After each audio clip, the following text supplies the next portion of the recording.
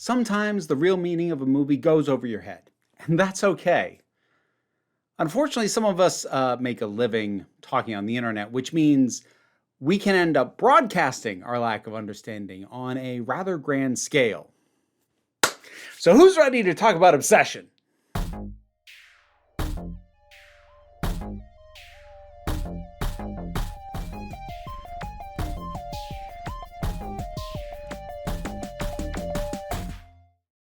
I know I'm actually kind of late to this discourse, but I was on vacation and I have thoughts on the film Obsession, the discourse around it, and the foot in mouth incident around one reviewer in specific. I'm going to put this in a larger context, so I like to think I am bringing something to the conversation and not just regurgitating what's gone on. If you want my own thoughts on the film Obsession itself, I have a review up on my secondary channel. Short version, it's good. It does amazingly well with the few resources that it has. The performances are terrific, and the overall commitment of everyone involved carries what could have been otherwise just a slightly above average tension-focused horror movie. It's good stuff. Watch it if you can handle the intensity. Now, just in case you haven't seen the movie, here's the condensed version. Awkward nice guy Baron, aka Bear, with a crush on his co-worker Nikki, bungles his shot at telling her how he feels and then proceeds to make a wish on a novelty toy that she'll love him more than anyone else. I wish Nikki Freeman loved me more than anyone in the f***ing world. The wish works, but it soon becomes clear that something has basically taken over Nikki's body, and the real version of her is trapped and unable to control her own actions. As things intensify and her level of attachment turns violent, Bear is shown to be basically unremorseful. He doesn't really want to undo the wish, though in desperation he will eventually try to do that towards the end of the movie. What he actually wants, though, is just for her to be less weird and intense with her affections. In other words, he's basically okay with superseding her autonomy, and if he could get away with just toning down her actions and otherwise keeping the wish, he would. Horror movie does horror movie thing, and by the end, every main character besides Nikki is dead, and she's clearly left traumatized by all that's happened. Feel-good movie of the year! Now, before I get into what anybody has said about the movie, and particularly about its male lead of Bear, I do want to be clear about something. Not everyone who defends or in some way relates to Bear as a character should be automatically considered an incel, rapist, or apologist/defender of either of those things. Some of them might be, I don't know, and neither do you. What I do think is fair is to say that there are some creators and reviewers who either see part of themselves in Bear or share community with guys like Bear and have a natural inclination to be defensive on his behalf and thus give the character way more credit or benefit of the doubt or lack of scrutiny than is really reasonable. It's likely an unexamined rather than deliberate thing in most cases. Ultimately, this isn't my point and doesn't really matter for this discussion, but I just wanted to be clear because this is not the place for you to just start saying anybody who relates to or defends Bear must somehow be a monster themselves. We don't do that here. We can point out that defending these kinds of characters in the ways some of these creators have done is a problem in and of itself without throwing out unfounded accusations at the folks who made those defenses. Cool? So let's talk about Alex Meyers. YouTuber Alex Meyers has over 4 million subscribers, and it's a channel I literally never heard of before he released his Obsession video, and a sizable chunk of the internet went straight for his throat because of it. Now that video's since been deleted, as was his sort of apology, sort of defense video of it. Though, of course, they've been preserved elsewhere, thus we'll be referencing them as needed. I do, however, apologize for the middling quality of the clips. I'm using the best re-uploads I could get my hands on. Now, in terms of Alex's career on YouTube, he's apparently actually been around for over a decade. He had a few early successes, but in 2017, he had his first mega success with this video on Riverdale, in which he paired an over-the-top vocal presentation with a simple pseudo-animated avatar, and that basically locked in his format from then out. Riverdale? More like River Don't, am I right? His peak views-wise was about 6 or 7 years ago, but he still pulls solid numbers to this day, even breaks 1 million views on occasion, even if it's not as regularly as he used to. He mostly covers what I describe either as kids media, or if not specifically kids media, what most would consider frivolous media. A lot of Disney stuff, Riverdale, as I mentioned, Enola Holmes, 17 again, you get the idea. Now, I will say up front, I flat out don't like this guy's video style. Something tells me you're the kind of guy who's internalized a few too many rom-coms written by equally pathetic losers as yourself. I mean, trust me, ain't my first rodeo. I don't like the voice that he does. I don't like the little animations he uses, either in art style or the way that they actually move. I honestly would simply never watch this guy's stuff for those reasons alone. Now, I'm not going to focus on those specific aspects very much, but I did just want to be honest about that at the front. Now, the funny thing is, while there is plenty to complain about and debunk in his video about obsession, nearly every problem either spawns from or is exacerbated by this opening tag at the front of his video. Warning, this video is an attempt at a good-faith, nuanced look at the fictional movie Obsession and the characters therein, which will probably upset some of you for some reason. There's an inherent and irreconcilable clash between his jokey, over-the-top presentation and the claim that any of this is in good faith or nuanced. And she seems like she's kind of one of those girls who's like those ball buster types, you know? She's always like, ha, bitch can't handle all this. I've never met a guy who can keep up with me. And then they just lay there like SpongeBob. I mean, he kind of dropped the ball immediately with that "for some reason" bit. Which will probably upset some of you for some reason. Preemptively dismissing criticism before he even gets started.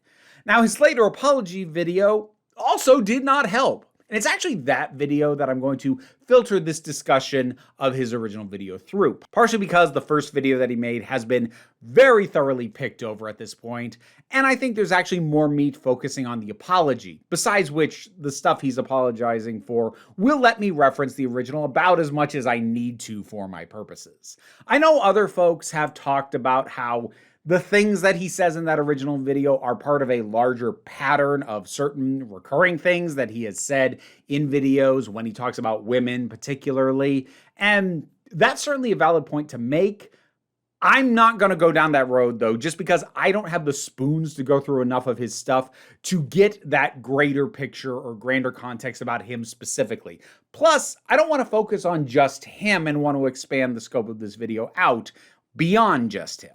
So, coming back to that apology video, I've talked in the past about the reasons why YouTuber apologies almost always suck. In short, they require someone to try and do the impossible balance of apologizing as both a human being and as a business/brand. And the necessities of a corporate apology, those being absolute avoidance of admitting fault, inherently contradict the need of an individual person's apology to be clear in terms of expressing that they understand what they did wrong and they know what they need to do to improve. So he's already got that reality working against him. But even beyond that, none of the specific things he said in the apology video actually hold up. He says that he knows Bear is the bad guy. Bear is the villain of the movie. I think I said this in the video. Technically true. Except he said that 21 minutes and 30 seconds into a video that's 23 minutes and 30 seconds long. Now again, I need to be very clear here, okay? Ultimately, Bear is the bad guy. And had spent the previous runtime mostly saying everyone was being unreasonably tough on Bear. Okay, so jokes aside, up until this point, Bear was just a dude with a crush on a girl that he was too scared to talk to. Okay, a story of my life. And based on what people were saying about this movie online, I expected Bear to be this horribly angry, misogynistic incel dude, right? And again, to his credit, the very next day he immediately tells Ian that he thinks something's wrong with Nikki. Like he seems genuinely concerned. In any other circumstance, you'd probably do the same thing if your friends started acting like this out of nowhere, right? So again, to him, in this moment, it all seems totally above board. Okay, see, this is my point. Given the circumstances, Bear's being pretty pretty normal about this, okay? Like, he could have slept with her, or he could have taken some kind of advantage of her, but he was rather gentlemanly at the time. Now, okay, up to this point, I feel like Bear has plausible deniability. I mean, she kissed him after all, right? I'm not saying Bear is a blameless, innocent victim, okay? But I think some of you are a little too quick to attach motivation and subtext to this character that is not based on the movie. Like, are you all equally upset about the Disney Channel original movie Zapped or 16 Wishes? Because fundamentally, these are all the same movie. To be fair, what is he supposed to do? Alex doesn't even hint that he understands Bear is the bad guy until 19 minutes and 45 seconds in. What's so bad about being with me? Okay, Bear, see, I was trying to be fair, okay? And then you go and you say that, like, maybe everyone's right about you, you know? And then it takes him over a minute to say it more or less plainly. Ultimately, Bear is the bad guy. Now, the point at which Alex actually starts to admit that Bear is the bad guy is an interesting moment to talk about in the film itself, because that scene is a pretty key moment in the movie, and it exists basically as a wake-up call to anyone who had not already picked up on the fact that Bear is not a victim in this. Kill me, please. What? She's sleeping. It's me. Please don't wake her up. Just kill me. What would be so bad? What's so bad about being with me? I've never been with you, Bear. Just kill me, please. Because while I think plenty of audience members will get that Bear is the villain way earlier than this scene, it's honestly already a little unsettling to think that some people might not have gotten it after what the film hard cuts to after the restaurant scene. But this scene was still put there very deliberately to catch any stragglers or strays who fell through the cracks. It is the moment that is meant to wake up everyone else who hadn't had that point sunk in yet. So, at the very least, Alex doesn't steamroll over that moment and act like it isn't the definitive statement that it is clearly meant to be. Ultimately, Bear is the bad guy. However, even setting aside the specifics of the, let's go with questionable things that Alex said up to this point, there's two problems right off the bat. I already said Alex hits this moment at 19 minutes 45 seconds into his video, which is 87% of the way into it. Now, in the film, this moment happens 70% of the way into the actual movie, 84 minutes into a 120-minute film. The movie clarifies this point comparatively early in terms of its total runtime, and by a rather notable amount. If the movie had waited for as much of its runtime as Alex did to be undeniably clear about this point, then it would have been another 20 minutes into the movie before it happened. That, in and of itself, says something, because it makes clear where Alex's priorities are. But the bigger problem is that this isn't supposed to be a moment where you go, oh, Bear just became the bad guy. This is supposed to be the moment where you realize, oh, this is who Bear has been the entire time. That someone would know this moment is coming, but write a video script talking about Bear's earlier behavior as being innocent or defensible, that says that Alex either thought this moment was a change in who Bear was, or thinks that it only becomes bad when the guy says the quiet part out loud and not before that.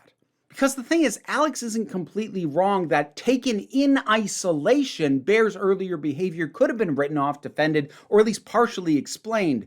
However, he misses that this would only have been the case if those early awkward moments were all that Bear ever did. But the context of the entire movie, which, Alex, you must have watched before you wrote this, gives us the full picture in which that behavior exists and means it was always pointing to this. Those earlier moments weren't awkward nice guy moments. They were early warnings masquerading as awkward nice guy moments. But Alex still talks about the front half of the movie as if Bear was really just that awkward nice guy when later in the movie it's proven that he's not. Now maybe Alex feels the need to defend Bear's behavior because he's thinking, hey, I've known people who did some of the kinds of things that Bear did early in the movie, and they're not bad people. Or maybe he's even thinking, hey, I used to be an awkward guy too. That would just mean that he's unwilling to scrutinize his own behavior or that of people around him because he's operating in a binary of good guy, bad guy view of the world. I know guys who are kind of like this. They are good guys, therefore Bear's not a bad guy until he does something beyond what I've seen the kinds of guys who I know are good guys do. This reductive good guy, bad guy mentality is how we get nice guys in the first place. At the root of the nice guy mindset is the belief that they generally aren't openly antagonistic to women, or at least think that they aren't, or they believe that they'd never assault a woman, and that means they're not one of the bad guys. And if they're not the bad guy, they must therefore be a good guy, one deserving of attention and affection that they aren't getting. But of course, as many have pointed out, not taking immediate advantage of someone's unstable condition in order to have sex with them is not a mark of a good guy. It's the bare minimum. To be a good guy, you have to do good things. Simply choosing to not do bad things when the opportunity presents itself might mean you're not an outright bad guy, but it doesn't make you a good guy. It just makes you a guy. And to Bear's credit, he's not immediately jumping at the chance to take advantage of her. No, Alex, that isn't to Bear's credit. It's to his neutral, at best. Why do you think so many men responded to the hashtag #MeToo movement with hashtag #NotAllMen? Because in their minds, any guy who doesn't do that bad thing is automatically a good guy. And they're just factually wrong about that. Now, in his apology video, Alex tries to address people pointing out that he completely skips over some key moments of things that Bear did or said, and he tries to cover for this in two ways. First, he said he partly skipped over it because the video was already, quote-unquote, very long. I elected to not show every single bad thing he did because, A, the video was already very long. And that's sort of true. It's long-ish for him. His average video length is in the neighborhood of 19 minutes or less.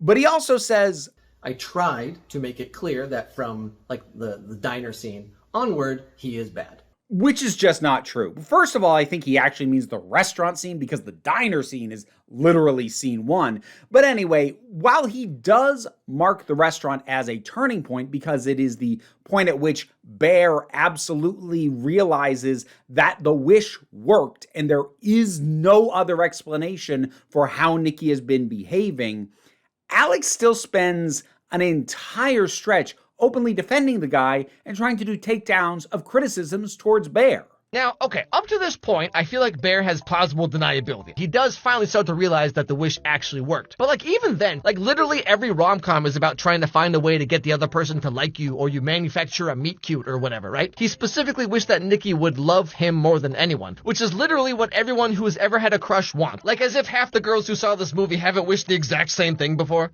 If Bear had gone to the store specifically and been like, hey, do you have something that'll force a girl to fall in love with me? Then yeah, that's some funky stuff, man. But for at least half of the movie, he has no idea that this would work, and in fact, he's concerned for Nikki when she does change. It really seems like some of you want him to be a horrible, incel, intentionally malicious guy, regardless of what actually happens in the movie. So, no, you didn't make it clear at that point, Alex. You were still running interference for him for almost 90% of the way into your video. Alex overall is hiding behind the fact that he says in the original video, this isn't meant to be a defense of Bear. Now, just to be clear, I'm not defending all of Bear's actions, okay? As if that statement should be taken as overriding any of the actual work that he does defending Bear. Again, I'm not saying Nikki's the bad guy or Bear is some blameless victim or whatever. I'm just saying there's many ways you could look at this movie. Maybe the wish didn't work at all. Maybe Bear's just that cool. You ever thought of that? Sort of like how he doesn't fully acknowledge Bear as the villain until the character says a horrifically villainous thing. He seems to think that having said this one thing, that he's not doing this as a defense of Bear, that should carry all the weight. And we shouldn't count the greater context in which it was said. That context being, he largely defended Bear, despite saying it wasn't what he tried to do. Another thing a lot of folks called out in the original video was his repeated Latina jokes. Oh, no, crystal necklace. Bear, get out while you still can. But then again, Nikki is a hot Latina, so one can only remain strong for so long. So Bear's choices are Crystal Mommy or Septum Girl, so this dude never stood a chance. Okay, see, Bear, I don't know why you're making this face. You wanted the Crystal Mommy Latina experience, and you got the Crystal Mommy Latina experience. Alex tries to defend those by saying that they were written by a woman who was from South America. The Latina jokes were conceived by a Latina woman from Central America. They were meant to be silly, written by someone who is in that group. Now, obviously, on its face, my friend from this group said it was okay is a classic failure to understand the issue. But also, Alex, you have writers? Since when?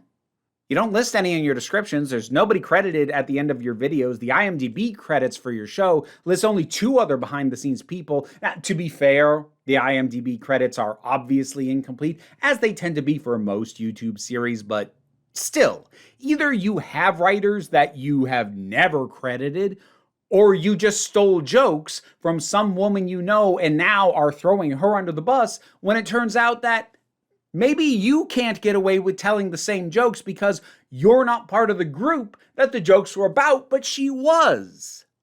Anyway, he then pulls the exact defense that I always knew was coming. The jokey nature of the video itself is not meant to make light of what happens in the movie directly, but rather that's how my videos have always been. This is a big part of where I'm going to be going with this later, so we are going to circle back onto it. But for now, I'm just going to suggest that if you are unwilling to alter your format in order to talk about something that tonally doesn't match said format, maybe you shouldn't be talking about it. And the thing is, Alex clearly knew this would be a problem before he put the video up, because of that disclaimer at the front. I went through the first few seconds of a whole bunch of his videos. He doesn't open videos like that. I couldn't find a single other instance of him opening with a statement like he started this one with. Not even the few other times that I could find that he has talked about stuff that people were having very serious conversations about, like when he decided to slag off the first 2 seasons of Squid Game. Even those times, he didn't do this.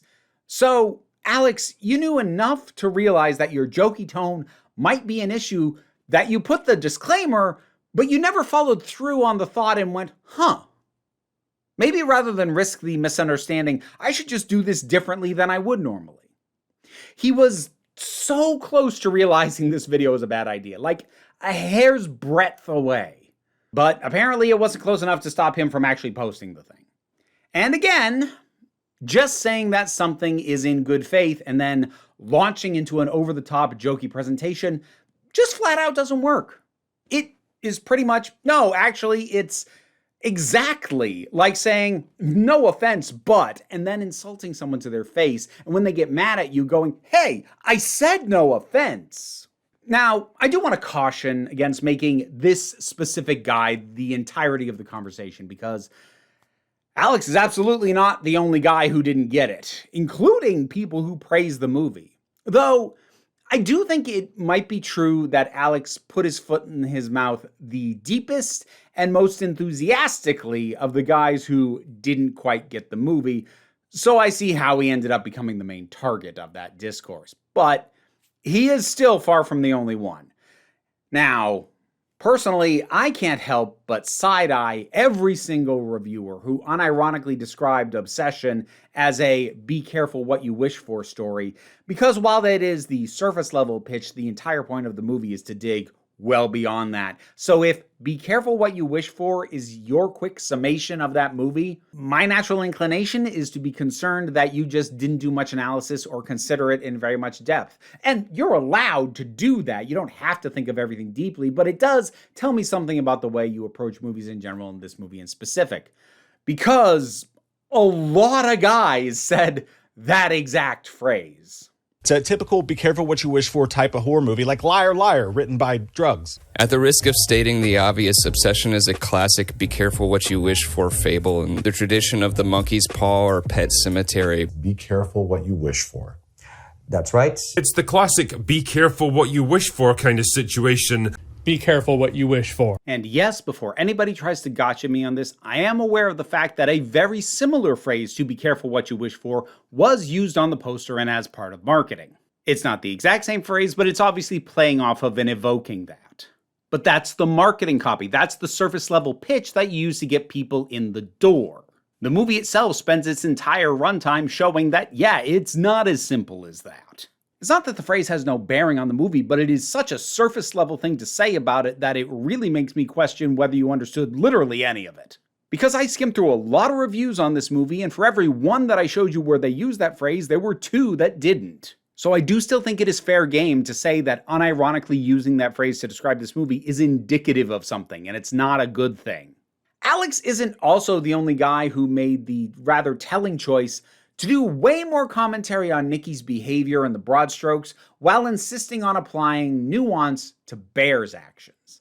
Many of these other reviewers flat out gloss over most of Bear's actions in favor of highlighting how crazy Nikki is. Even when Nikki isn't on screen and there's this dynamic where it's also possibly a commentary on, relying too much on your partner. And then she'll just stand there and watch him sleep or stare at him and have a long smile on the camera, uncut, and you're like, cut. And as Nikki starts to unravel and get crazier and crazier, keep in mind, she's already pretty nuts on the first night. Okay, got it. She's crazy. Is this movie gonna do anything else?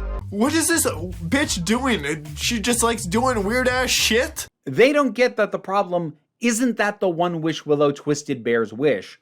The problem is that Bear's wish was a messed up thing to wish for or even want. Writer-director Curry Barker said as much.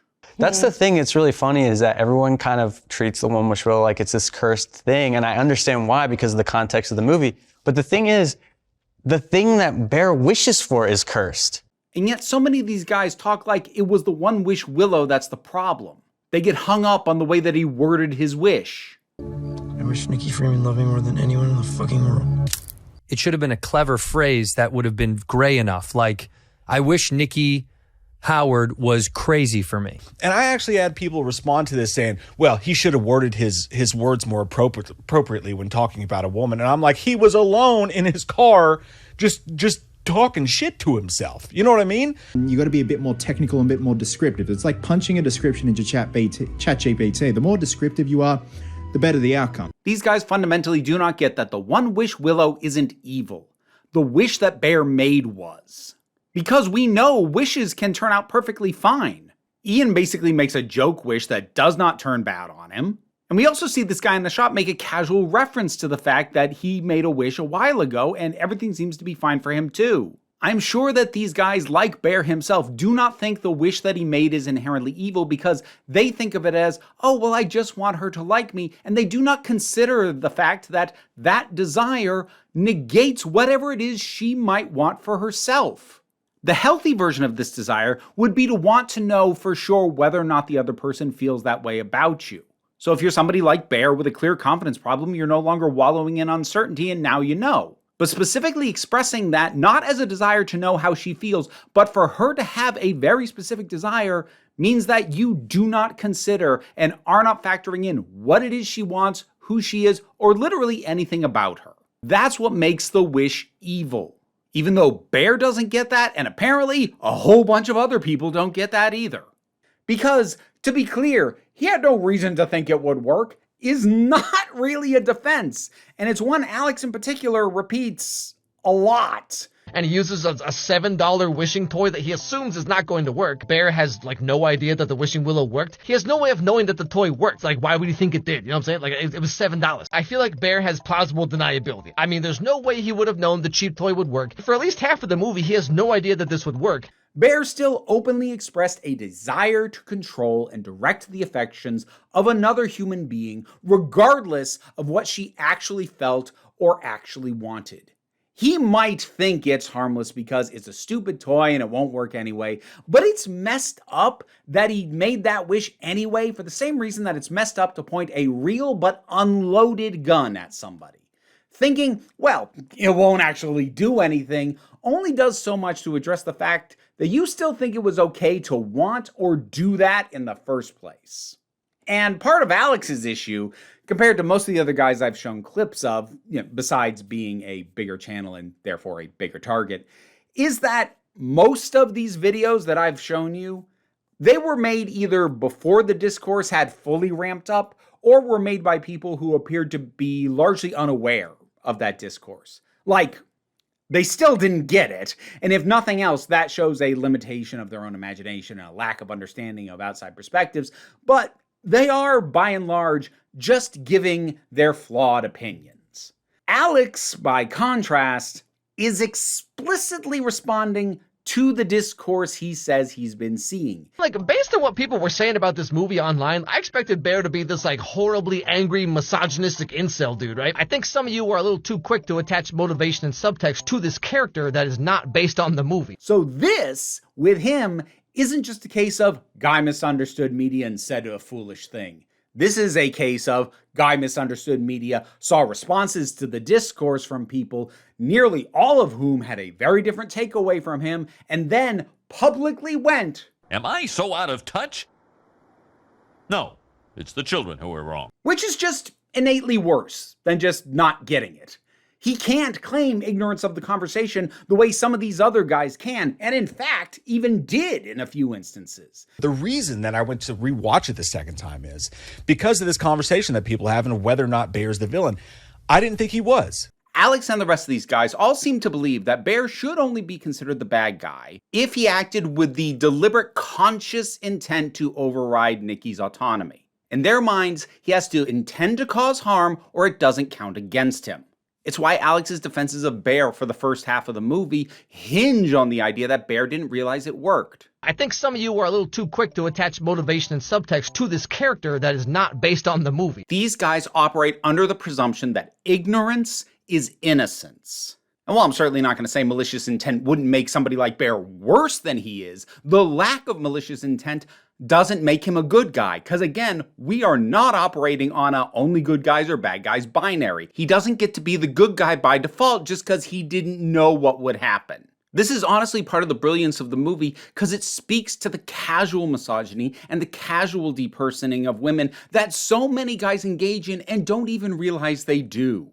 And when called out on it, these kinds of guys will always claim, well, I didn't mean it like that, as if that's the only thing that matters. And before anybody twists my words, no, I am not saying that in real life you are an unconscionable monster for having these kinds of fantasies or desires. Alex himself tries to make the parallel to people who write fan fiction about semi-consensual situations with celebrities or whatnot. Like every single fanfic about, like, golly gee, I sure wish One Direction would kidnap me and fall in love with me all at the same time. Like as if half the girls who saw this movie haven't wished the exact same thing before. Which is a comparison that doesn't work, because while the root desire may be similar, somebody writing fanfiction has zero impact on the real world. And even if Bear doesn't think that the One Wish Will is going to work, he still says it in reality about a real person because he truly wants it to be real. Most fanfiction writers, particularly of darker fanfiction, are fully aware that what they want is a bad idea. That's why they play it out in fiction, which is not at all what Bear does. And I'll say again, Alex is far from the only guy who does not get this. And no, this doesn't mean it's a crime to have a differing view from most other folks on a piece of media. If I thought that you couldn't have a differing opinion, I never would have made this video, or this one, or this one, or many, many others. However, what does matter is what it is you're actually disagreeing over. Because it's one thing to argue the value of a certain character and what they bring to the story they're in, or whether a plot development worked. It's another to be disagreeing over what constitutes assault or a rapey mindset. And if those are the kinds of things your views are out of step on, I'm not saying you can't move forward with a video, but I'd advise doing so with caution that is clearly absent in Alex's video, and I would frankly advise against it.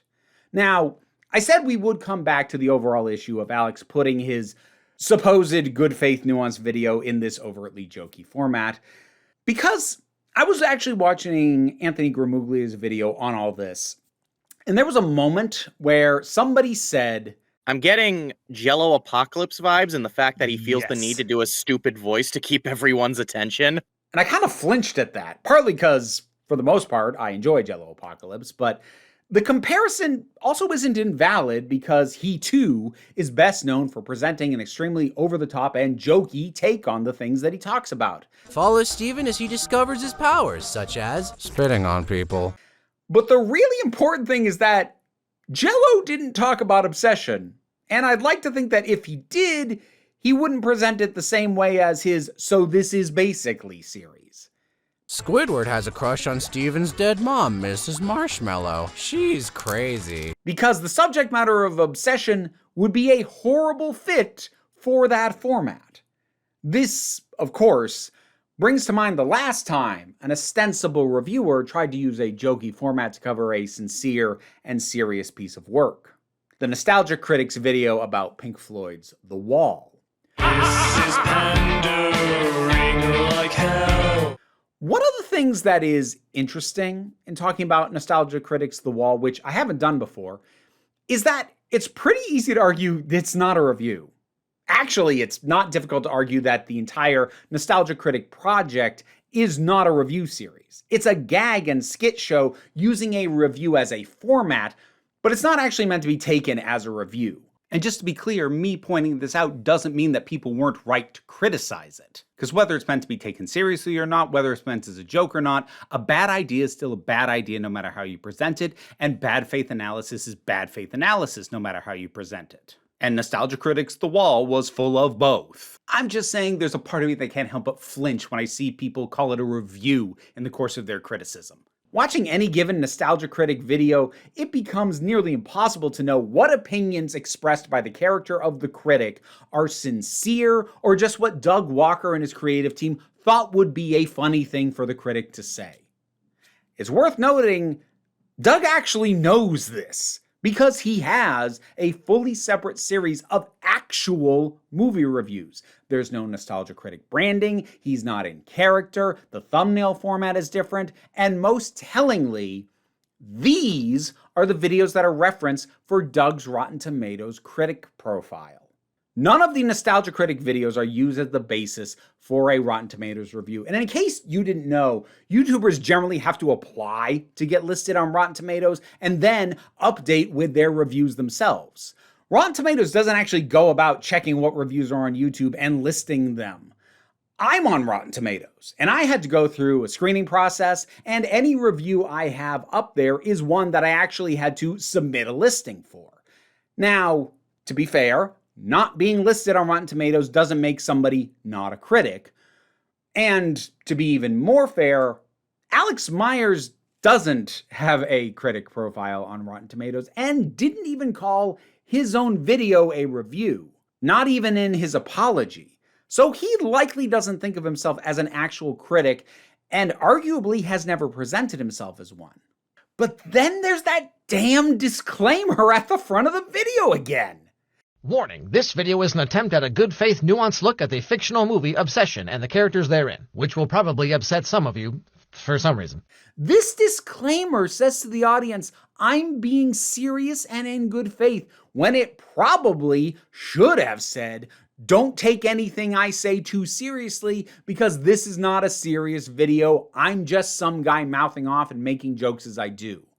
But it doesn't say that because no matter how Alex says it now, it was meant to be taken seriously despite his choice to present it in his usual over-the-top style. You know, I don't think I've seen the internet freak out about a movie like they have with Obsession. At least not in a long time. I guess you could say everyone's kind of obsessed. And so much like with Alex Meyers' video, Nostalgia Critics' The Wall is still a failure even if you don't treat it as a serious review, because it's about a piece of art that pretty much demands serious analysis. So your jokey and deeply insincere presentation is going to shatter on impact with a very sincere piece of art. And no, this is not me saying that it's never okay to mock a supposedly serious piece of art. Heck, some of the most mockable pieces of art are the ones that are trying to be extremely serious. Crash, Extremely Loud and Incredibly Close, Pay It Forward, even The Room all wanted to be taken seriously, and it became okay to mock them because of how badly they all failed at it, despite at least one of them winning a Best Picture Oscar. And the Oscar goes to Crash. But if the art you are looking to mock, or at least talk about in a mocking tone, is not only about a serious topic, but also very sincere, and also being taken very seriously by those who are discussing it, you are going to want to proceed with caution. But I hope any of these sort of jokey, over-the-top creators would think twice before applying this kind of video format on a discussion of, say, Schindler's List. I'm not saying Obsession is the Schindler's List of our time, but both movies are a serious take on a serious topic that have spawned very serious discussions. So somebody swooping in with a, "Whoa, golly gee, ain't that wacky" format of a video is going to be seen as doing something that's an extremely poor fit for the discussion at hand, pretty much regardless of what they actually say. This clash of format and subject matter can actually be about more than just tone. A few years back, Folding Ideas did a really great video focusing on how certain channels were talking about the film Annihilation. Now, Annihilation, if you haven't seen it, is a deeply thematic piece with a lot of symbolism and metaphor that is key to understanding it. What it isn't is a simple sequence of events that can just be described in order. So the kinds of channels that just describe the plot or try and figure out the secret lore completely separate from any discussion of themes, they all made absolutely insufferable videos about that film. Dan Olson himself said it best. If you were discussing the ending of the movie without discussing these scenes and how they inform the meaning of the final shots, you aren't actually discussing the ending of the movie, you're writing fan fiction. Because you can get away with describing, I don't know, a Transformers movie by just going through the sequence of events and then talking about maybe what happened off screen or after the credits, as if figuring that out is the only point of watching it, and that would be fine. Shallow, but fine. But when that shallow approach tries to be applied to a piece of work with real depths, that doesn't make sense if you just lay out the events in order and fail to engage with what these events mean metaphorically and thematically, then it comes crashing down in the same way that Alex or Doug's jokey tones crashed against the sincerity and artistic merit of works like Obsession or The Wall. But Alex's video didn't only make me think about a poor fit of jokey tones or a misapplied format, because beyond those issues, both Alex's video on Obsession and Doug's video on The Wall, they showed how badly each of these people were out of their depth. They're trying to cover works dealing with dense topics that they prove themselves to be ill-equipped to handle, even if we disregard the tone issues. Alex doesn't get what Obsession is saying about guys like Bear and the ways they view women. Doug doesn't get how sincere The Wall is in tackling the internal torment and rage of its main character, and can't seem to wrap his head around the idea that it's all meant to be uncomfortably honest. They're just not equipped for the topics. And neither was Ben Shapiro when he tried to talk about Superman. Now, for a full and hilarious breakdown of everything wrong with Ben's review, I will happily direct you to this video made by Scott over at NerdSync. The short version is that Ben repeatedly demonstrates that he does not understand the source material upon which the latest Superman movie was based, and doesn't even really seem to have much actual knowledge of the Christopher Reeve movies that he keeps referencing as being superior. Ben tried to act like he fundamentally understood Superman better than James Gunn, and then proceeded to show just how little he actually understood Superman for about 21 minutes. Ben's mistake wasn't the fact that he didn't like the movie Superman. Heck, you know what? I'll even actually give Ben a tiny bit of benefit of the doubt that I would not give most of his grifter cohorts. Because I don't think Ben likes to lie about his opinions on media. I'm not saying he never does, but I don't think he likes to. Now, somebody like Nerdrotic, Clownfish TV, Geeks and Gamers, heel versus babyface. Fucking pronouns! Those people will happily say whatever opinion they think their audience wants to hear. And I would not take any opinion that those kinds of people voice as being one that is sincerely held. It's why so many of them currently have egg on their face with The Odyssey, which they all preemptively termed a disaster, tried to say it was a bad movie when it came out, and in more extreme cases are now trying to claim that the box office numbers are fake. By contrast, Ben said simply that he thought The Odyssey was a good movie. As a film, does it work? Absolutely. He did still make a token mention of the far-right complaint points about casting, but he didn't pretend that it was a bad movie because I think he actually liked it. So the reason I bring that up is when Ben says he didn't like Superman, I actually believe him. I think he probably genuinely didn't like the movie. And that in and of itself is okay. The problem is, he then tried to find ways to justify that dislike from a place of authority. Authority he did not have. But overall stands for freedom and liberty and private property. You know how you've seen all those Superman comic books where he stands for private property? You know how in the 1978 Superman movie that Ben Shapiro has definitely seen, you know how he stands for private property in that movie? You know how Superman loves private property? I think he was honest about his opinion, but he then felt like he needed a better reason than just because it didn't work for me. So he tried to find more defined reasons why his opinion was somehow more innately correct.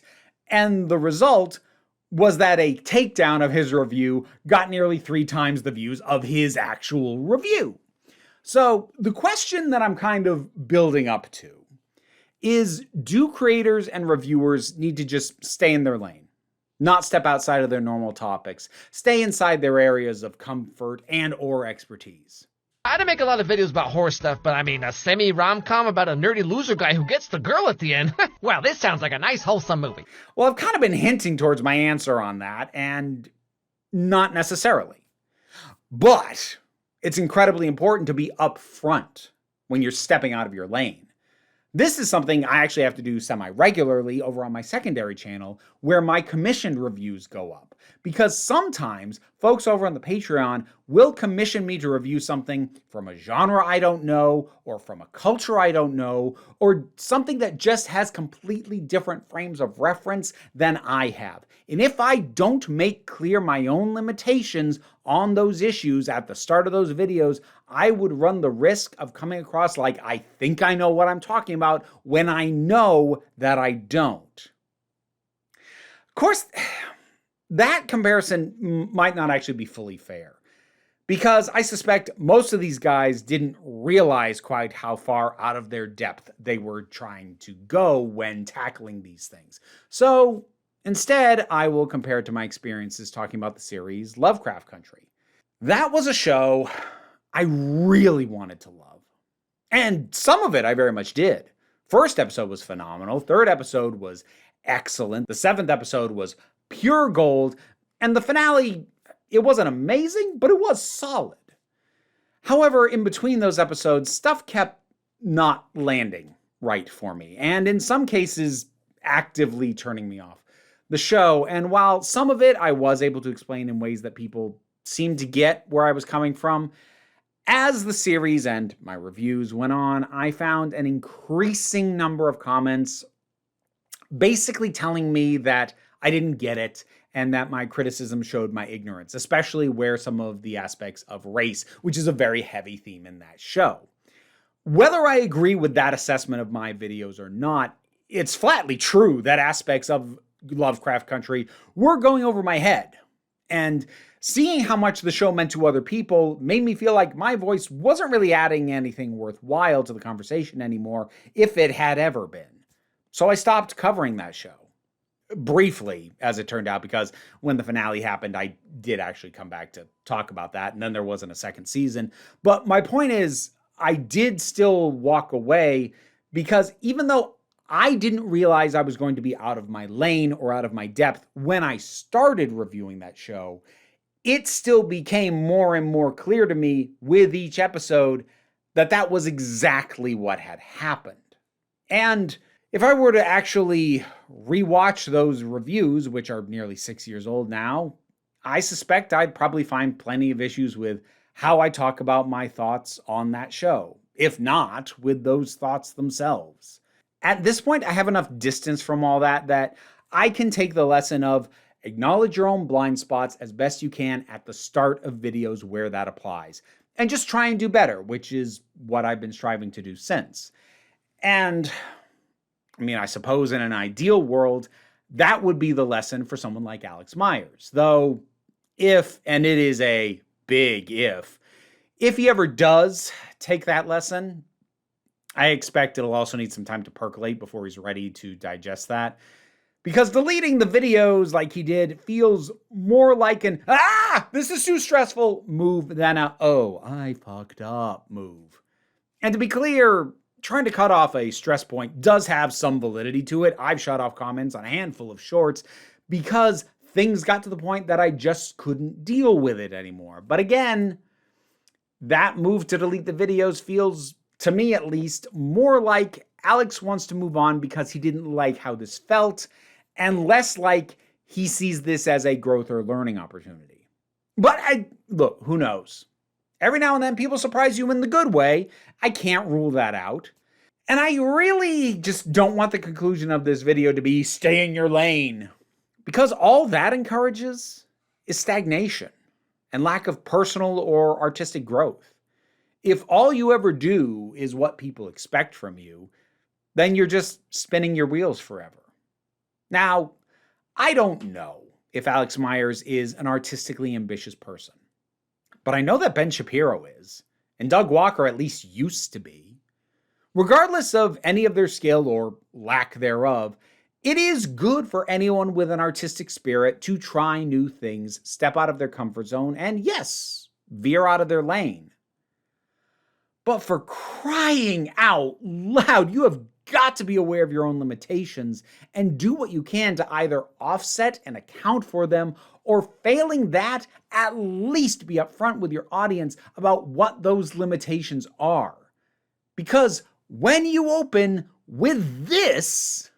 Warning, this video is an attempt at a good faith nuanced look at the fictional movie Obsession and the characters therein, which will probably upset some of you for some reason. It's the opposite of admitting that maybe you're a little out of your depth. And you're gonna get dragged for it.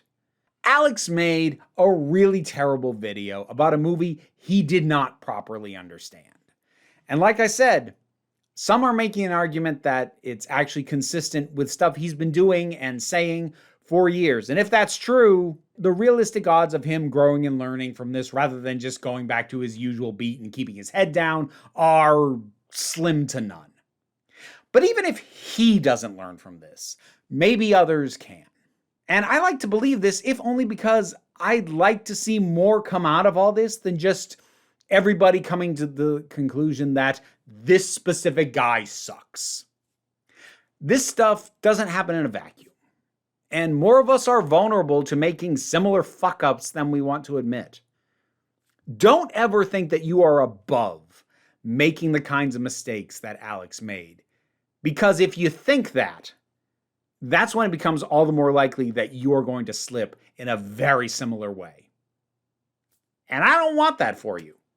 Or for me, for that matter. But I ain't perfect. But I still try and take some personal lesson, or at least a reaffirmation of stuff I was already trying to do when things like this happen. So there we go. What are your thoughts on any of this? On Alex Meyers, on Doug Walker, on the discourse around Obsession? Did you see the movie? Did you like it? Whatever your thoughts might be, drop something down in the comments and let's talk about it. Oh, you know what? I'll throw this out there because I know it's holding some people back from watching the movie. There is some uncomfortable stuff with a cat in the movie, but this is a little bit of a spoiler, but I've kind of spoiled most of the movie already. The cat's never alive on film.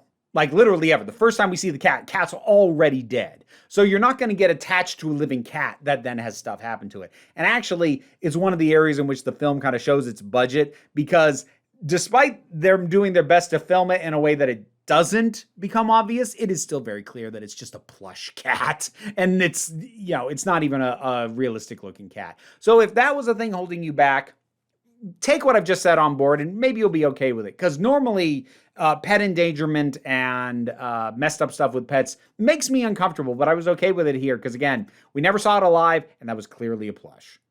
But anyway, random tangent over. Thank you very much for watching, for listening, for sticking around. Patreon pays the bills, enables me to do this as my living. It also gets you certain exclusive videos. The majority of my trailer reactions go up either there or for YouTube members. I'm also currently doing a series on my top 100 rated movies off my Letterboxd account. And those are things that you can't get without supporting me. So yes, I am holding that content hostage, but I'm also having a lot of fun with it. And any amount that you can help with is helpful. I'm saying the word help too many times in the same sentence. Maybe I should stop. I've probably started to sweat on camera. I love shooting in summer. Anyways, what I really want you to remember is that you are beautiful, you are valid, and you are loved. You are the council. I'm just running the meetings. And until next time, this council is adjourned. Now to thank my highest supporting patrons: Robin Moore, Jared Boyce, Ruben Lupfula, Daphne Matthews, Kay Johnston, Auntie Kate 808, Mira G, Angry Casper, Dave Hall, Snark Shark, Oliver B, Mystic Shadow, Stephen Miller, Welsh Wrestling Geeks, Magdalena, Melissa Pedersen, Becky Sparks, Twilord, Tracy Scrabbit, Claire Wright, Pal Baraba Joggle, and Sir Didymus is my favorite. Additionally, I'd like to thank from the lower tiers of support, John Dent, Erez87, and Quark 12,000. But you guys might like to see Archie this month. Everybody loves you. How could you not love